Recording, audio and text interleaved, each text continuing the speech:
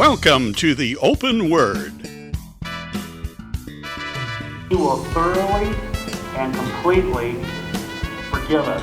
An online ministry of Boone Open Bible Church. Thank you for joining us. On today's program, we bring you a word from the pastor. If you really want to hear God's voice, it's wise to honor Him first. Featuring Phil Waldo, lead pastor at OBC. And now, here's Phil. Hey everybody, Pastor Phil here. We've been talking about what God's voice is like. Previously, we saw that God's voice is so powerful that He can create just by speaking. His voice is commanding and capable. Today, we will see that His voice is intense and inspirational.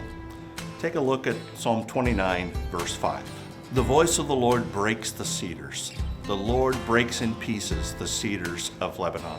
The cedars of Lebanon were known for their size and durability. This speaks of strength, but God's voice all by itself can break those cedars. That's how powerful God is. Just His voice can break powerful cedars.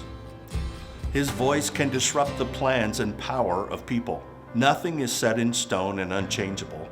God's clear voice and direction and break up the hardest of situations. Jeremiah 32:17 says, "Ah, sovereign Lord, you have made the heavens and the earth by your great power and outstretched arm. Nothing is too hard for you." In 2 Kings chapters 6 and 7, the city was under siege and the conditions were so bad that the people were turning to cannibalism. But the word of the Lord came through Elisha saying, "This time tomorrow, there would be plenty for everyone." And it happened. The besieging army thought they heard troops from Egypt and fled, leaving all of their supplies behind for the people to simply go out and take home. When God speaks, the impossible becomes possible. As Luke 1:37 says, nothing is impossible with God. Whatever is going on in your life right now is not too much for God to handle.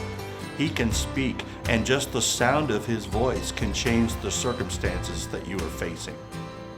Verse 6 says, "He makes Lebanon skip like a calf, Syrian like a young wild ox."